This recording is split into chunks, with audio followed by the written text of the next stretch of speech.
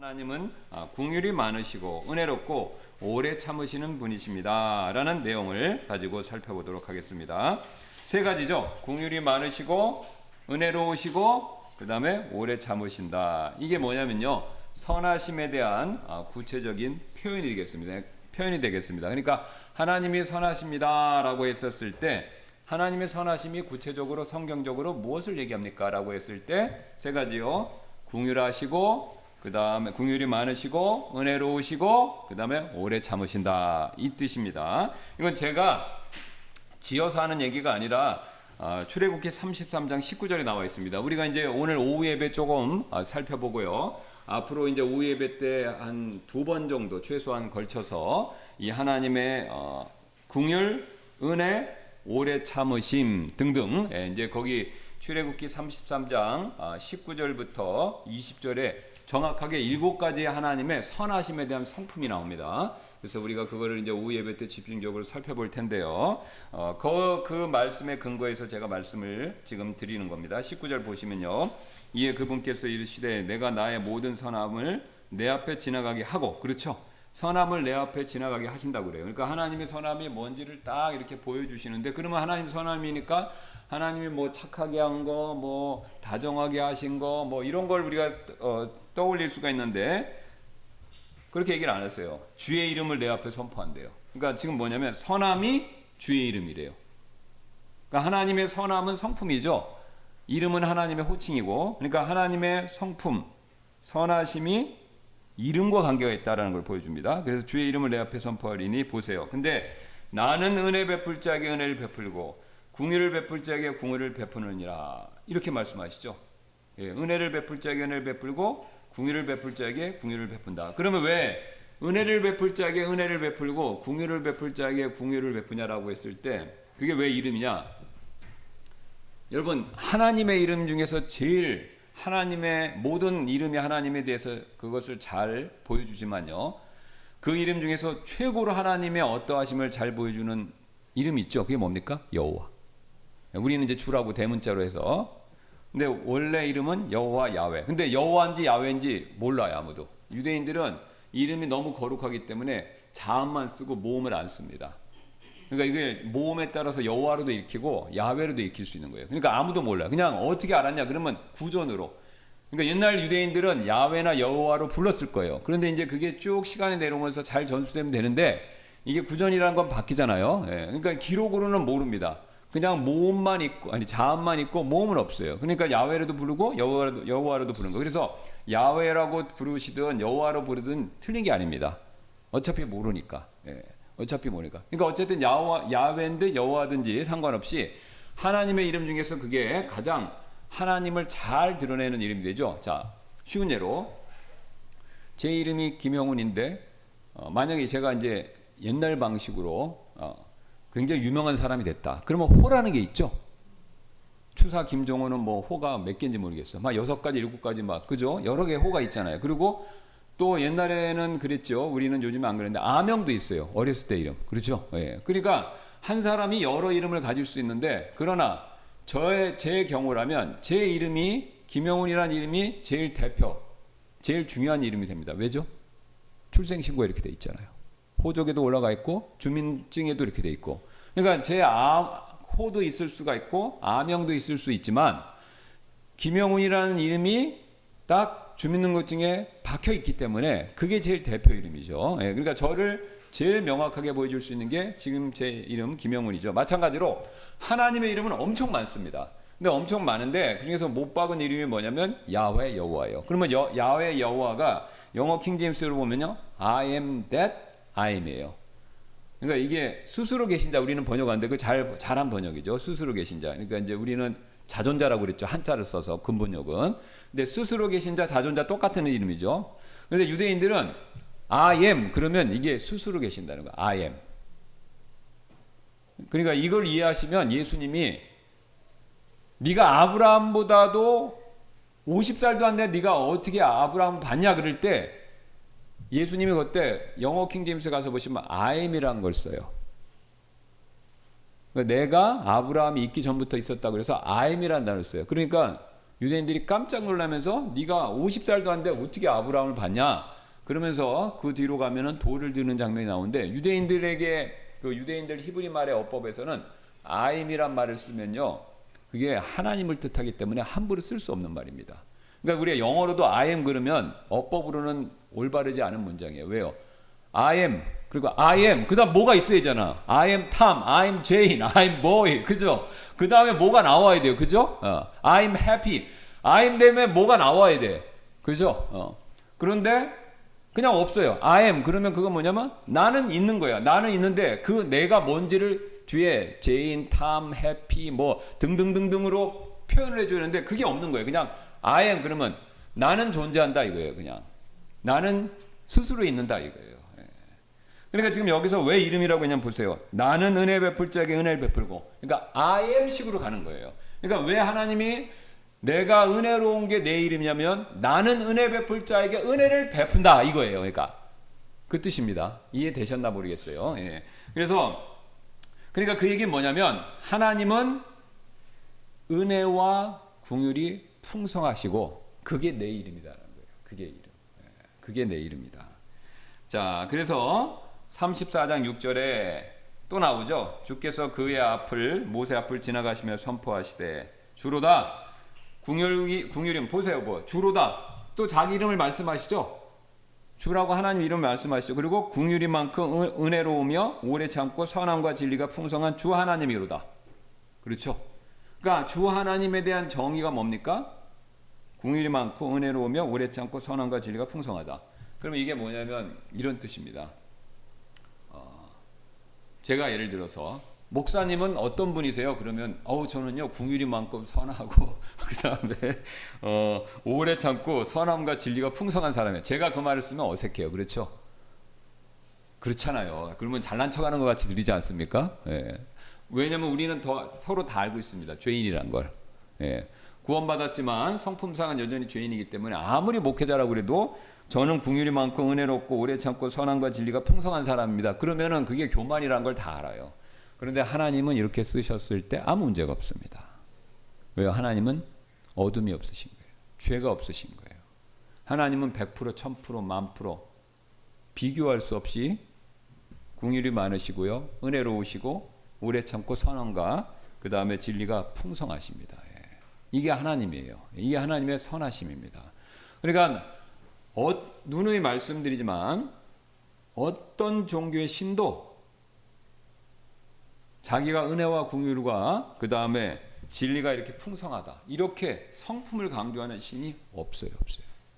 사탄이 다른 종교의 신은 결국 우리가 아시는 것처럼 가짜 아닙니까? 카피잖아요. 모조품인데 사탄이 가짜를 만드는데 사탄이 흉내낼 수 없는 부분이 바로 이 선하심. 선한 부분은요 사탄이 할 수가 없어요. 겉으로는 살짝 그거를 흉내는 낼 수 있지만 빛의 천사같이 가장할 수 있지만요 그 선함을 완벽하게 흉내를 낼 수가 없습니다. 왜요? 선함은 사탄하고 제일 거리가 멀기 때문에. 그래서 하나님, 기독교에서 믿는 우리 하나님 여호와 야훼 이 하나님만 성품의 신이세요. 그러니까 우리가 하나님을 믿으면 성품이 바뀌는 게 맞고 하나님을 믿었는데도 나는 성품이 이상하게 더 과격해진다. 성품이 더 세진다. 성품이 더 사람들한테 은혜가 안 되는 쪽으로 간다. 그러면 이게 뭔가 문제가 있는 겁니다. 이게 문제가 있는 거예요. 그러니까 우리는 천주교를 인정을 안 하는 거예요. 왜요?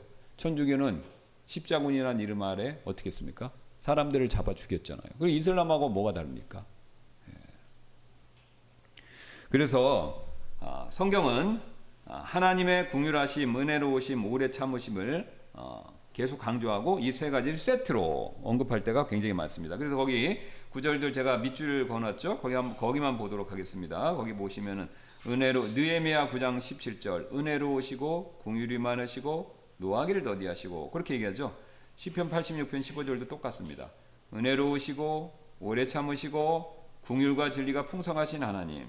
시편 103편 8절 긍휼이 많으시고 은혜로우시며 노하기를 더디하시고 그 다음에 시편 145편 8절 은혜로우시고 동정심이 많으시며 노하기를 더디하시고 긍휼이 크시도다. 그다음에 요엘서 2장 13절이죠. 밑줄 긋은 것만 보시면 그분께서 은혜로우시고 긍휼이 많으시고 노하기를 더디하신다. 그다음 요나서 4장 2절 똑같죠. 은혜로우시고 긍휼이 많으시고 분노하기를 더디하시고 그다음에 큰 친절을 베푸사 이렇게 얘기하죠. 흥미로운 것은요. 요나가 지금 하나님 앞에 반항한 거 아시지 않습니까? 예, 반항했는데 그 반항한 이유가 뭐죠? 니느웨에 천벌을 내리셔야 되는데 천벌을 내리지 않고 회개하니까 그러니까 요나는 긴가민가 한 거예요. 자기가 회개의 복음을 하나님 말씀 회개의 말씀을 전하면 이 사람들 설마 뉘우치겠어? 그래서 이제 정말 강력한 권고를 했는데 어떻게 했습니까? 이게 그냥 그 도시 전체가 왕부터 다 회개를 하지 않았습니까? 그러니까 회개를 하니까 하나님의 심판을 면하게 된 거죠. 그러니까 하나님의 심판을 면하게 되니까 우리 이런 거 있죠. 누가 나한테 잘못했어요. 엄청 잘못했어요. 배우자나 자녀나. 그랬는데 나는 엄청 상처받았는데 어느 날 갑자기 와서 미안해. 그리고 그걸로 끝이야. 그러면 어떻습니까? 이론적으로는 원리적으로는 받아들여줘야 되죠. 그렇죠? 예. 아니 미안하다고 그랬으니까 예. 받아들여 주셔야 되잖아요. 그런데 머리로는 그렇지만 마음으로는 그게 안 되지 않습니까? 왜요? 나 상처받았는데 상처받은 거는 아무런 뭐 피해 보상이나 뭐 그런 건 없고 말로는 미안하다고 그러면 그게 다냐 이거죠. 그런 생각 드시죠, 사실. 그러니까 요나의 심정이 딱 그겁니다. 아시리아 사람들이 이스라엘 북왕국 이스라엘을 남왕국 유다니까 북왕국 이스라엘을 멸망시켰어요. 그것도 굉장히 잔인한 방법으로. 아시는 것처럼 지금도 그 대형 제국 박물관에 가면 부조가 나와 띄어온 게 있는데 사람 혓바닥에다가 갈고리 껴갖고 질질질 끌고 가고 눈 뽑고 그다음에 손발 절단하고 그 다음에 데려간 다음에 포로들 특히 왕족들은 자기 식탁이 있으면 발받침대로 준 거야. 사람을 엎드리게 하고 그 위에 발을 얹고 있는 거예요. 그리고 발을 얹고 거기서 파티하는 거예요. 그러니까 자기가 의자 밑에 포로들을 하나씩 다 엎드리게 하고 거기다 발을 얹어놓고 그 다음에 거기서 자기가 만찬을 즐기는 겁니다. 그런 사람들이에요. 근데 그런 사람들이 회개했다고 하나님이 용서해 주시니까 요나가 어떻게 되겠습니까? 이게 받아들이기가 어려워진 거죠. 근데 받아들이기 어려운데 요나는 하나님의 어떤 분인지 알고 있었어요. 여기 보세요. 이에 그가 주께 기도하여 이르되 오 주여 간구하오니 아직 내가 내 나라에 있을 때 내 말이 이러하지 않았나이까. 그러니까 이스라엘에 있을 때 얘기하죠. 그러므로 내가 먼저 다시스로 도망하였나이다. 이는 주께서 은혜로우시고 긍휼이 많으시고 분노하기를 더디하시고 큰 친절을 베푸사 재앙에서 돌이키시는 하나님이신 줄을 내가 알았기 때문이니이다. 하나님이 용서하면 하나님이 그렇게 해주실 줄 알고 가서 하면은 이 사람들이 회개하고 하면은 앞에서 지은 죄가 도루묵되고 심판 안 받고 우리만 억울한 게 되니까 그래서 안 간 겁니다. 이렇게 얘기를 하는 거죠. 그러니까 요나는 하나님의 어떤 분인지를 알고 있었어요. 왜요? 그 당시 성경은 제일 많이 아는 사람이니까. 그러니까 요나가 얘기한 게 뭐냐면 출애굽기 33장에 19절 20절을 인용한 겁니다. 그러니까 이스라엘 백성들은 기본적으로 하나님이 어떤 분이신지 알고 있었어요. 알고 있었는데 그 하나님이 내 원수에게 용서해 주시고 그 원수에게 축복해 주시는 것이 내가 못마땅한 거죠. 이게 우리의 문제입니다. 그러니까 하나님의 문제가 아니라 내가 문제인 거예요. 그러니까 하나님이 그 사람을 용서해 줘도 나는 용서하지 못하기 때문에 그게 나의 문제인 거죠. 이게 사실 요나의 문제가 우리의 문제입니다.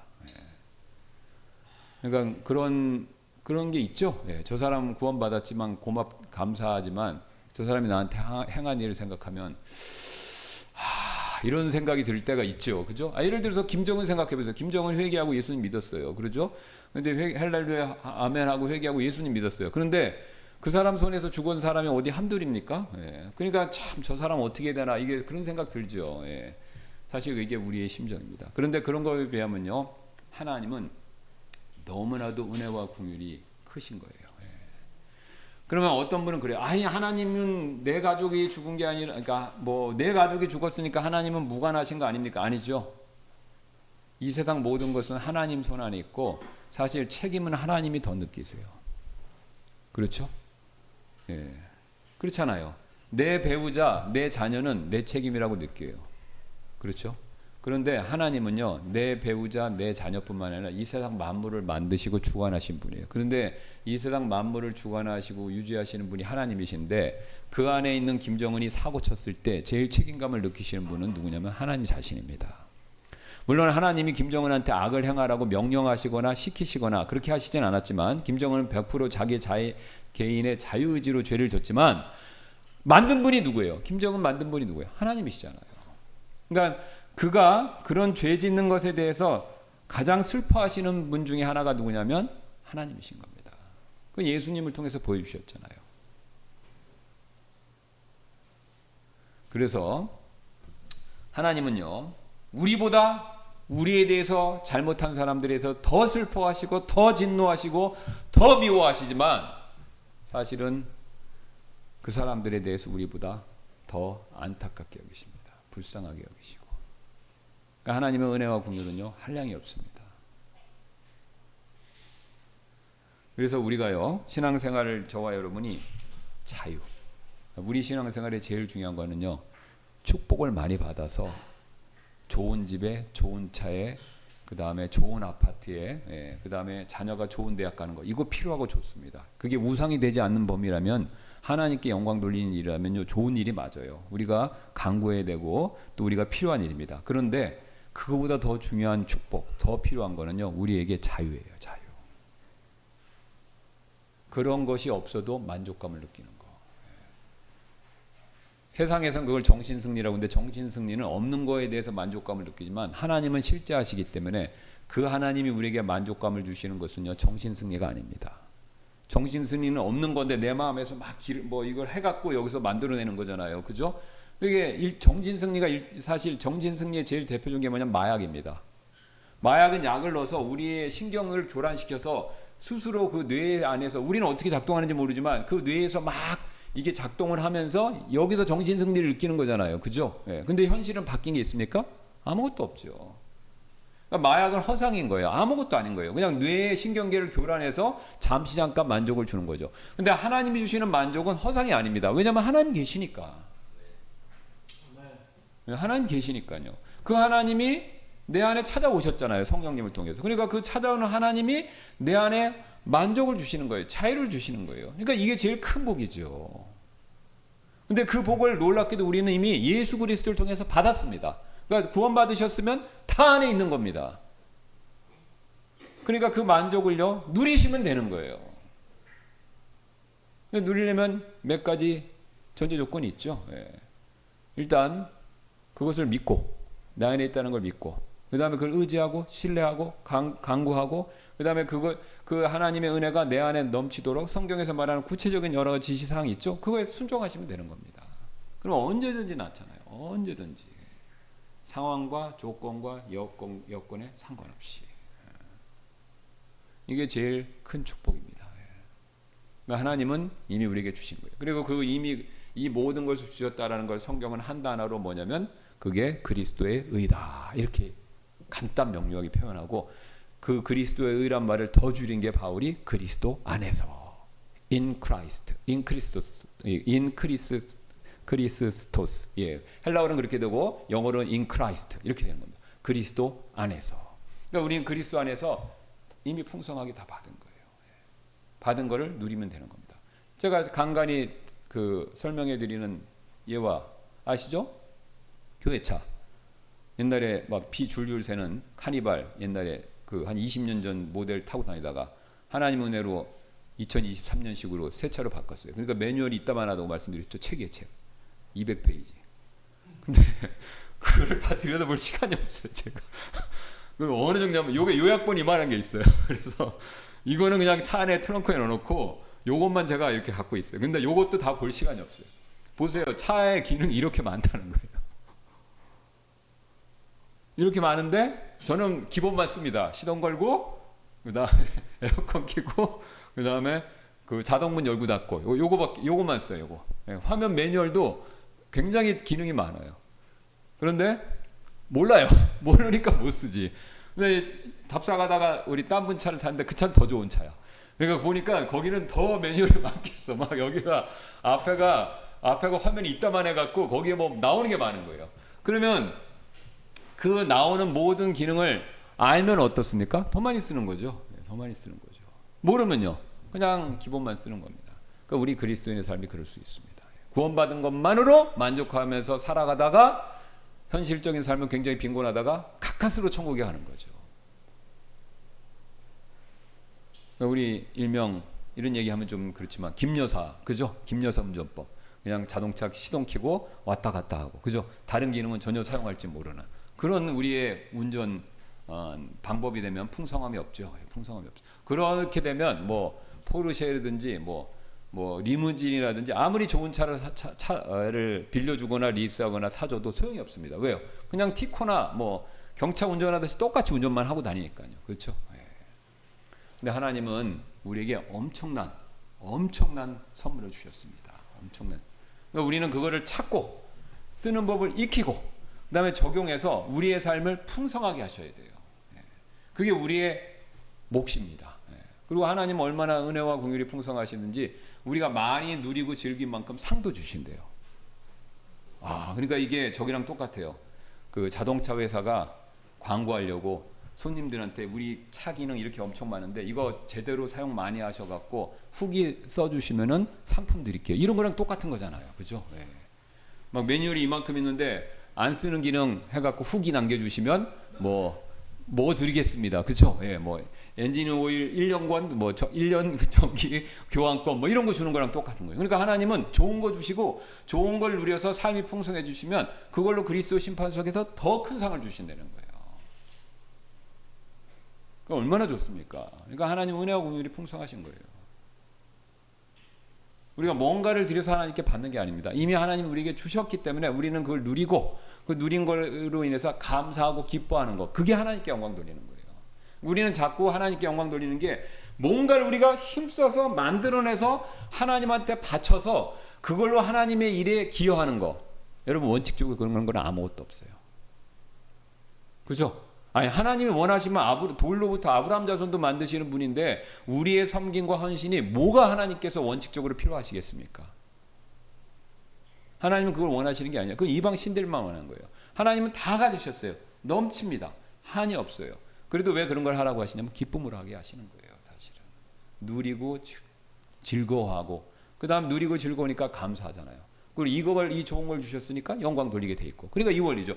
그러니까 여러분 우리가 뭔가를 만들어내서 하나님한테 기여한다고 생각하면요 감사도 안 나고요 영광 돌리는 것도 겉으로밖에 할 수밖에 없어요. 입술로만. 근데 진짜 좋아야 감사하고 진짜 좋아야 영광 돌리는 거 아닙니까? 그러니까 우리의 신앙생활의 기준을 바꾸셔야 됩니다. 그러니까 항상 뭔가를 해서 하나님 앞에 기여를 한다. 이거는 율법의 사고잖아요. 그렇죠?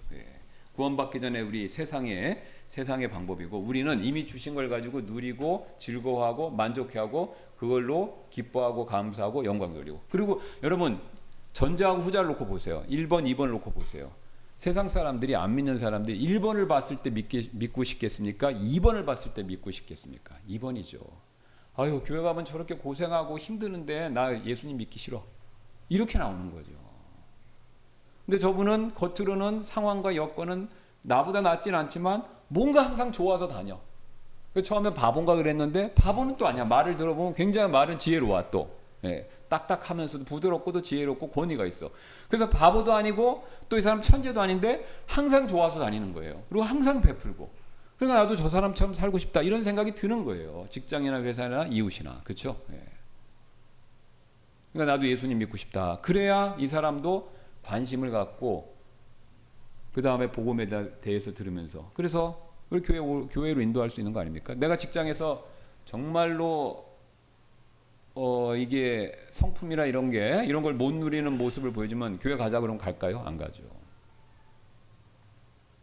직장도 힘든데 주일에 또 교회까지 가서 또 더 힘들다고 나보고 이 생각 들지 않습니까?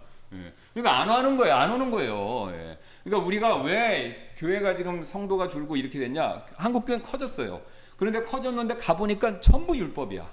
막 뭔가를 해갖고 바치고 뭔가를 해서 드리고 막 그래서 해갖고 나중엔 다 지쳐 쓰러지는 거예요. 그러니까 그걸 보니까 난 그러고 싶지 않다는 거예요. 특히 젊은 사람들은 편한 거 좋아하잖아요. 그러니까 그런 식으로는 나는 인생을 허비하고 싶지 않다. 그러니까 즐기러 가는 겁니다. 근데 세상에 가서 즐겨봤자 소용없어요. 그게 나쁘다는 게 아니라 세상에서 즐기는 게 참된 만족을 못 준다는 게 요게 문제입니다. 그러니까 교회 대신 영국 사람들처럼 스포츠 축구장 가면요, 월드컵 요새 하잖아요. 뭐 예선전 하니까 오늘도 갈 거예요. 그래서 뭐 그 운동 경기장 사커볼 가서 보면요, 거기서 막 1시간 동안 사커볼 하는 거 보고 자기네 팀이 이겼어. 그럼 그때뿐이죠. 그때뿐이에요. 문제는 그때뿐이라는 거예요. 그리고 다음에 또 가도 만족은 줄어듭니다. 근데요, 제가 예수님 믿고 신앙생활하면서 느낀 건데요, 하나님께 만족을 느끼는 건요, 우하향이 아니라 우상향이에요. 그죠? 그죠? 여러분 신앙생활하면서 하나님에 대한 만족이 점점 커지시죠? 물론 들쭉날쭉하는 거 있지만 전체 그 기울기의 방향은 상향이죠. 그렇죠? 이게 아니란 말입니다. 그러니까 하나님 안에서만 만족을 누릴 수 있습니다. 그러니까 우리가 소개해드릴 거는요, 예수님 믿고 지옥 가지 않는 거, 거기서만 일부만 말씀하시면 안 돼요. 그분들한테 별로 영향이 큰 이게 없어요. 죽음과 건강의 문제를 직면하지 않은 사람 외에는요, 그런 얘기를 하면요, 특히 젊은 사람들이나 이런 사람들한테 별로 관심 없어요. 근데 그분들이 관심 갖는 건 뭐냐면요, 삶에서의 만족이에요.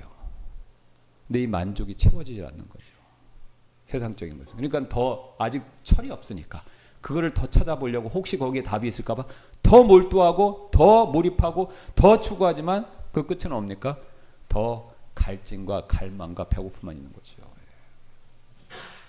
그래서 그 부분을 건드려줘야 됩니다. 우리가 주님 안에서 참된 만족이 있다. 당신이 만족과 행복과 기쁨을 추구하는 것 자체가 문제가 아니라 대상을 잘못 찾았다.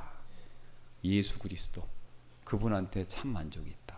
이걸 설명해주고 말뿐만 아니라 우리 삶이 그걸 보여줘야 도전을 받으면서 교회 나갈게요, 이렇게 되는 거죠. 엄마 아빠가 교회는 열심히 나가는 갔다 와서 맨날 힘들어갖고 지쳐서 힘들어 쓰러져 있고, 그 다음에 교회에 대해서 원망 불평만 얘기하면요, 아이들이 교회 안 가요. 커서 즐거워하는 모습이 없잖아요. 그죠? 그렇죠? 그래서 여러분, 제가 목회자지만 목회자 자녀는요, 중간이 없어요. 보통 그렇게 얘기해요. 아주 잘 되던가 아니면 세상으로 나가는가. 왜 나가냐, 왜 잘 되냐, 그게 뭐냐면요, 집에서 목회자가 보여준 모습이 아이한테 영향을 미치는 거예요. 진짜 참 만족을 누리고 기뻐하고 감사하는 그걸 보여주는 목회자 자녀는요, 하나님의 길을 계속 가는 거고, 그 다음에 그게 아닌 걸 보여주는 목회자의 자녀는요, 아유, 이건 직업인가 보다 우리 아버지, 이렇게 생각하고 구원 안 받았으면 세상으로 엇나갈 수밖에 없습니다. 그래서 우리 자녀들한테 성경 많이 얘기하고 찬송가 가르치고, 이것도 중요하지만요, 내가 신앙생활을 어떻게 하는가, 핵심이 뭐냐면 얼마나 기뻐하고 감사하고 즐거워하고 만족하는가, 이거를 많이 보여주셔야 됩니다. 그래야 아이들이 관심을 갖고 따라오고 다음 세대로 신앙이 전수가 되는 거죠. 이게 없으면요, 어렵습니다. 유럽 교회, 미국 교회 무너지는 이유가 다 이거예요. 한국 교회도 무너지는 이유가 바로 이겁니다. 우리 교회가, 한국 교회가 세계 최대의 큰 메가 처치가 없어서 이렇게 되는 겁니까 지금? 아니잖아요. 그죠? 10손가락 안에 들어가는 교회는 많아요. 그죠? 단일 교회는 여의도 순복음교회 얼마나 많습니까? 그런데 왜 교세가 기우냐 이거죠. 성경에서 말하는 참된 만족과 기쁨과 즐거움을 누리는 신앙생활의 모습을 충분히 보여주지 못해서 그렇습니다. 근데 그거를 보여드리려면 오늘 말씀처럼 은혜와 긍휼과 하나님의 선하심, 이거를 굉장히 우리는 깊이 묵상하셔야 됩니다. 그걸 묵상하시고 누리시고 그거를 일부러는 아니지만 증거해야 사람들에게 선한 영향을 끼칠 수가 있습니다. 자, 그래서 우리 이어서 다음 시간에 하나님의 긍휼하심에 대해서 직접적으로 더 살펴보도록 하겠습니다.